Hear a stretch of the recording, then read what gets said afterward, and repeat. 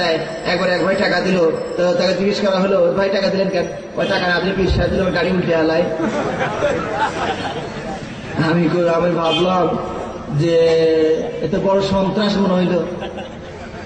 2টা টাকার জন্য যদি পীর সাহেব 56 সিটের গাড়ি উল্টে হালায় মরার পরে, এর চেয়ে বড় সন্ত্রাসী পৃথিবীতে আছে নাকি? কোন সন্ত্রাসী 2 টাকার জন্য 56 সিটের গাড়ি উল্টায়? আর পীর সাহেবরা মরছেও জায়গা মতো, একটা পীরও ট্রেনের লাইনে মরে নাই। কেন? মরে যে ওখানে টাকা পয়সা পাওয়া যাবে না, ওখানে ট্রেন যে থামে না, যেখানে সেখানে থামতে পারে না, আমার অফিসরা থামতে পারে না। এই জন্য পীর সাহেব, পুরো পীর সাহেব ট্রেন লাইনে মরে নাই, সব পীর সাহেব মরছে বাস লাইনে, চালাকির মরা মরছে। কথা বুঝতে পেরেছে? গোলাপ শাহ মাজারটা কি দেখে যে জায়গায় মাজারটা রাখছে, আর মানুষ সেখানে গিয়ে কিভাবে সেজদা এই করছে, লেখা আছে মাজারে সেজদা দেওয়া নিষেধ। কে পড়ে লেখা? সবাই সেজদা দিচ্ছে, বাবার কাছে চাচ্ছে। এইগুলো সম্পূর্ণ শিরক। মাজার থেকে আপনারা দূরে থাকবেন, আল্লাহর কাছে কাঁদেন, আল্লাহর কাছে কাঁদেন, আল্লাহর কাছে কাঁদেন, যা চাওয়ার আল্লাহর কাছে চান। পত্রিকায় দেয় হুজুর সাইদাবাদীর দোয়ায় সন্তান লাভ করিলাম। সন্তান দেওয়ার ওর মালিক কি সাইদাবাদী হুজুর? সন্তান দেওয়ার মালিক কে? কোরআন বলছে। আমার গলাটা ভেঙে গেছে, এই জন্য কোরআনের দলিলগুলো বেশি দিতে পারছি না। আল্লাহ যাকে ইচ্ছা করেন ছেলে সন্তান দেন, যাকে ইচ্ছা করেন মেয়ে সন্তান দেন, যাকে ইচ্ছা করেন জোড়া জোড়া করে দেন। সূরা সূরাতে আছে, যাকে ইচ্ছা করেন বন্ধা করেন। এই আল্লাহ যারে বন্ধা করেছেন, এই বেটা সারা সারা পৃথিবীর যত পীর সাহেব আছে সবার দরবারে গিয়ে ঘুরে আসে, এই বেটার সন্তান হবে? আচ্ছা, অনেক মানুষ এমন আছে কিনা পীরের দরবারে গিয়েও সন্তান পায় নাই? এরকম আছে না নাই? আমি মনে করি ওই লোকগুলো অত্যন্ত গরিব মানুষ। এরা ঘটনাক্রমে আল্লাহ আসলে সন্তান দিবেন, এই পীরের পরে, পীরের কাছে যাওয়ার পরে সন্তানটা আসছে আর কি পেটে, আর পীরের কারামতি বেড়ে গেল। এবার পত্রিকায় দিয়ে দিল, বাবার এতদিন পাইলাম না, বাবার দরবারে যাওয়ার পরে পাইছি, এদের পত্রিকায় দিয়ে দিয়েছে। আচ্ছা, এমন অনেক মানুষ আছেন কিনা যারা বাবার দরবারে গিয়েও সন্তান পান নাই? এরকম লোক আছেন না নাই?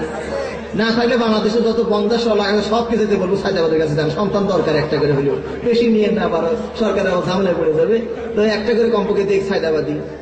তাহলে সাইদাবাদী হুজুর যদি সন্তান দিতে পারে, তাহলে ওই লোকগুলো যারা পত্রিকায় বাবার কাছে আসার পরে সন্তান পায় নাই, এরা এতই গরিব মানুষ, এরা একটু পত্রিকায় দেয় না, এরকম এই কথা বলে না হুজুর সাইদাবাদীর দরবারে গিয়েও সন্তান পাই নাই, ভাইয়েরা সাবধান হয়ে যান। এরা বলেন, এরা চুপচাপ মেরে বসে আছে। কথা বুঝতে পেরেছেন? সুতরাং যা কিছু চাওয়া কার কাছে চাইবেন? বিপদ থেকে মুক্তি চাইতে কার কাছে চাইবেন? আল্লাহ রাসূল নিজের বিপদ আপদ ঠেকাইতে পারেন নাই, আর পীর সাহেবরা আপনার বিপদ আপদ ঠেকাবে?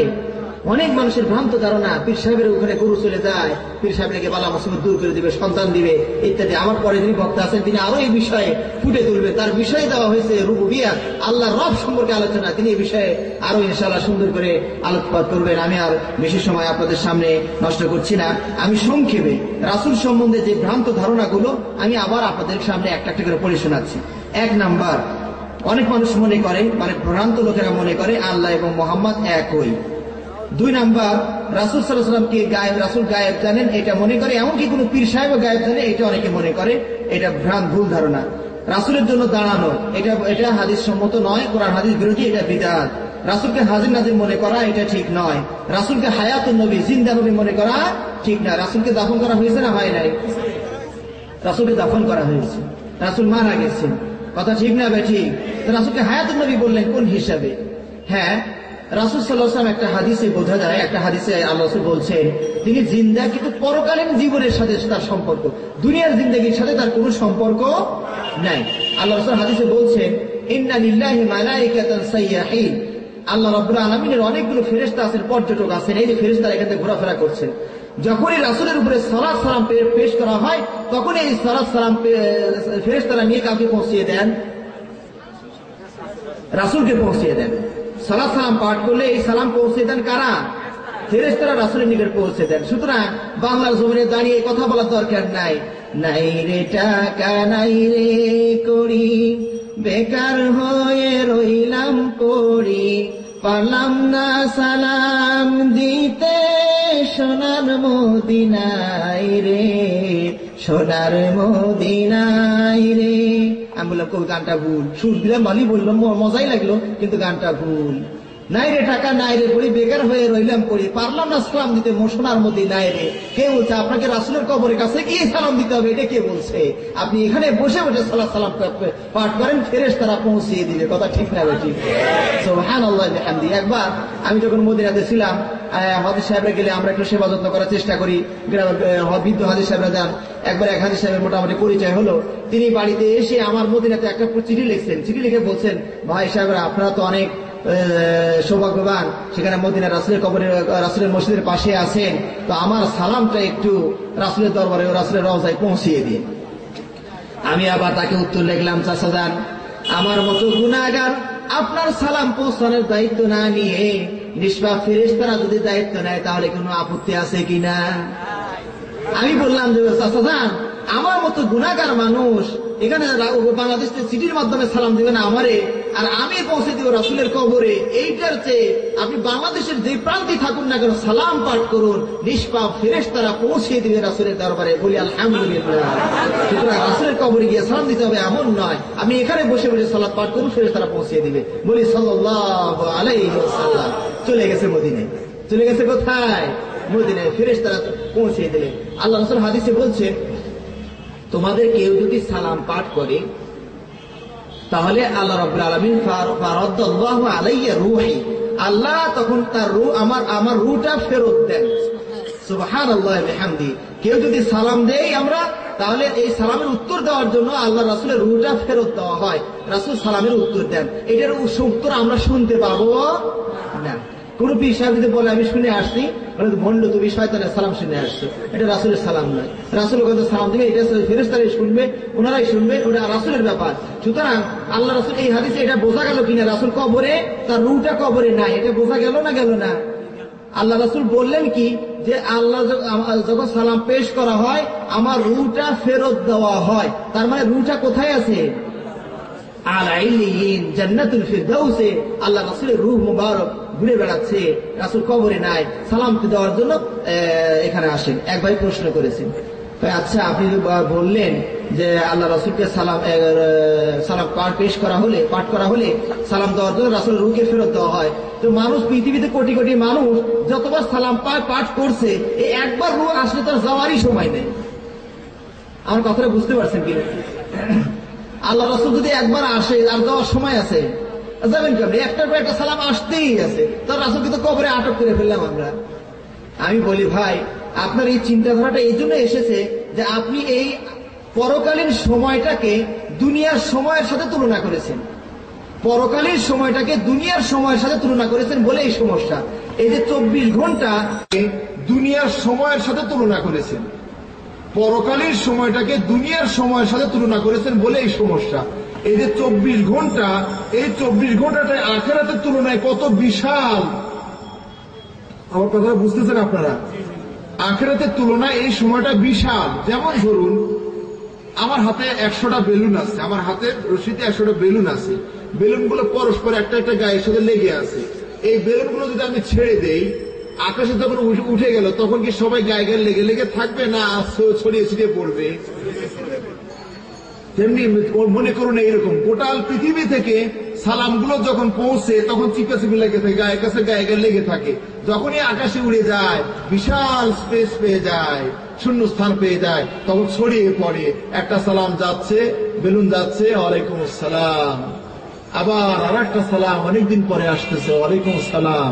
কথা বুঝতে পারছেন না পারেন নাই?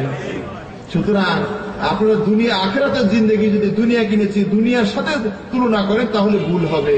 তো সুতরাং আমরা আবার রাসূলের সম্পর্কে ভ্রান্ত ধারণাগুলো স্মরণ করে দিচ্ছিলাম। আর রাসূলকে উসিলা করে দোয়া করা যাবে না। আল্লাহ রাসূলের উসিলায় আল্লাহ আমাদেরকে মাফ করেন, এটা শিরিক হয়ে যাবে। বলতে হবে আল্লাহ রাসূলের প্রতি আমি ঈমান এনেছি, এই ঈমানের বদৌলতে আল্লাহ আমাকে মাফ করে দেন। কথাটা বুঝতে পেরেছেন? আপনারা এই কথা বলবেন না যে আল্লাহ রাসূলের উসিলায় আল্লাহ মাফ করেন, বলবেন আল্লাহ রাসূলকে নবী করেছিলেন, আমরা দেখি নাই, না দেখেও রাসূলের প্রতি বিশ্বাস স্থাপন করেছে, এই ঈমানের কারণে, এই ঈমান আনার, এই ঈমানের উসিলায় আল্লাহ আমাদের মাফ করে দেন। ওই যে তিনজন সাহাবীর, তিনজন বনী ইসরাইলের তিনজন লোকের কিসসা শুনেন নাই আপনারা? গর্তের ভিতরে ঢুকে গেল, শুনেছেন না শুনেন নাই? আমি বলবো না, ঘটনা বলবো না, গর্তের ভিতরে ঢুকে গেল। তখন তারা ভাবলেন যে পীর সাহেবকে ডাকাডাকি করি নাকি, কোন মোবাইলের যুগ থাকলে তাও আমায় ফোন করে বলতো, বাবজান আমি আটকা পড়ছি, তোরা এই পাহাড়ের নিকটে। মোবাইলও নাই। আরে বাবা, মোবাইল থাকলে কি হবে, ব্যাটারি চার্জ থাকা লাগবে। আবার শুধু ব্যাটারি চার্জ থাকলে কি হবে, নেটওয়ার্ক থাকা লাগবে। পাহাড়ের ভিতরে যদি নেটওয়ার্ক না থাকে, তো এনারা কাকে ডাকলেন? পীর সাহেবকে ডাকলেন যে বাবা পড়ছি, বিপদে রক্ষা করো। কারে ডাকলেন? আল্লাহরে ডাকলেন। কায়মনি আল্লাহরে ডাকলেন, আল্লাহ আমি যদি এই কাজগুলো আপনার জন্য করে থাকি, আপনাকে রাজি খুশি করার জন্য করে থাকি, তাহলে আজকে এই বিপদ থেকে রক্ষা করুন। টাটকা ফলাফল পেয়ে গেল, বিপদ আস্তে আস্তে কেটে গেল। এই যে সাহাবি, এই লোকগুলো সাহাবি নয়, অনেক যুগের আগের মানুষ। তারা কি নবীর উসিলে দিয়েছিল? তারা কিসের উসিলে দিয়েছে? সৎ আমলের উসিলে দিয়েছে। আল্লাহ আমি বাবা মার সেবা করছি, এই সেবাটা যদি আল্লাহ আপনার জন্যই শুধু করে থাকি, কারো বাবা নেওয়ার জন্য করি নাই, তাহলে আজকে বিপদ থেকে রক্ষা করেন। তাহলে সৎ আমলের উসিলে চাইলো কিনা তারা? আর একজন কি বললো, আমি পাপ কাজ থেকে বিরত ছিলাম, চাচাতো বোনকে কাছে পেয়েও ছেড়ে দিয়েছি। কথা তাই না? ঘটনা বলতে যাচ্ছি না, আপনাদের তো জানা আছে, আমি শুধু দলিলটা নিচ্ছি। তাহলে আপনি এই জন্য দোয়া করতে পারেন, আল্লাহ আমি কোনোদিন জেনা করি নাই, এই যে পাপ কাজ থেকে বিরত ছিলাম, এই পাপ কাজ থেকে বিরত থাকার উসিলায় আল্লাহ আমারে মাফ করে দেন। এইভাবে দোয়া করবেন। বুঝতে পেরেছেন কথাগুলো? আর একটা উসিলা দিবেন, আল্লাহর নামের উসিলা। আল্লাহ আপনার নাম গফফার না, আপনার নাম গফুর না, আপনি না ক্ষমা ভালোবাসেন, আল্লাহ আমারে ক্ষমা করে দেন না, আপনার গফফার নামের উসিলায় আল্লাহ আমারে মাফ করে দেন। আল্লাহ আপনি রাজ্জাক না, আপনি রিজিক দাতা, আপনার রাজ্জাক নামের উসিলায় আল্লাহ আমার রিজিক দেন। এরকম আল্লাহর যত নাম আছে, এই নামগুলো দিয়ে অনেকে মানুষ মনে করে আল্লাহর নাম 99টা। না, আল্লাহর নাম 99টা না, তার অনেক বেশি। কত বেশি? আল্লাহ যেমন তার নামও অত বিশাল, এই নাম গুণে শেষ করে যাবে না। তবে একটা হাদিসে বলা হয়েছে, ইন্না লিল্লাহি তিসআতু ইসমান, আল্লাহর 99টা নাম আছে। মিয়াতুন ইল্লা ওয়াহিদা, 100টা একটা কম। এই নামগুলো যারা মুখস্থ করে আমল করবে, তাদেরকে আল্লাহ রাসূল আল্লাহ কোথায় দিবেন? জান্নাতে দিবেন। এটা 99টা নাম যদি মুখস্থ করে আমল করা হয়, তাহলে জান্নাত পাওয়া যাবে। এর অর্থ এই নয় যে আল্লাহ 99টাই নাম। হয়তো বলবেন দলিল কি? আপনি যে এত বড় কথা বললেন যে আল্লাহর আরো নাম আছে, দলিল কি? দলিল আছে। আল্লাহ রাসূল একটা হাদিসে বলছেন, আল্লাহুম্মা আনা আবদুকা ওয়া ইবনু আমাতিকা, বড় একটা দোয়া। শেষে বলছে, আসআলুকা বিকুল্লি ইসমিন হুয়া লাক, আল্লাহ আপনার যত নাম আছে সেই নাম দিয়ে চাই। কয়টা নাম মুখে বলবো? আপনার যত নাম আছে সব নাম দিয়ে আমি আল্লাহ আপনার কাছে চাই। যেটা আপনি কাউকে শিখিয়ে দিয়েছেন, আল্লাহ আসমানি কিতাবে নাযিল করেছেন, অথবা আবিস্তাসারতা ফি ইলমিল গায়বি ইনদাক, অথবা ওই নামগুলো আপনি কাউকে জানান নাই, আপনার কাছে গচ্ছিত রেখেছেন। এই জায়গায় দলিল পাওয়া গেল যে আল্লাহর নাম 99টা না, অনেক নাম। কথা বুঝতে পেরেছেন? সুতরাং সেই নাম দিয়ে দোয়া করবেন। রাসূলকে ওসিলা দিবেন না। রাসূল না হলে জগৎ পয়দা হইতো না। লাউলাকা লামা খালাকতুল আফলাক, এটা কোনো হাদিসে নাই। সুতরাং রাসূল মায়ের নাভি দিয়ে বের হয়েছেন, এটা কথা সত্য নয়। রাসূলের নূর আদম থেকে স্থানান্তর হয়ে আসছে, এই কথা সত্য নয়। আদমের তওবা রাসূলের নাম স্মরণ করার কারণে হয়েছে, এই কথা সত্য নয়। আল্লাহ কোরআনে বলছেন, ওয়াকালা রাব্বানা যালামনা আনফুসানা ওয়া ইল্লাম তাগফির লানা ওয়া তারহামনা লানাকুনান্না মিনাল খাসিরিন। এই দোয়া করার কারণে আল্লাহ রাব্বুল আলামিন আদমকে মাফ করে দিয়েছেন, রাসূলের নাম স্মরণ করার কারণে নয়। কোরআন বলছে যে তারা দুজনে এই দোয়া করলো, আল্লাহ রাব্বুল আলামিন তাদেরকে মাফ করে দিলেন। এরপরে